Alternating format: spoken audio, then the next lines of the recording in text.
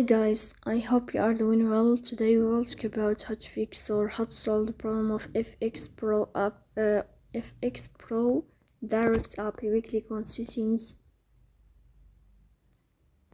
Here we click on apps, default apps, app settings. In this page you will search about FxPro Direct. In this page of app info you will click on first stop and you will click OK.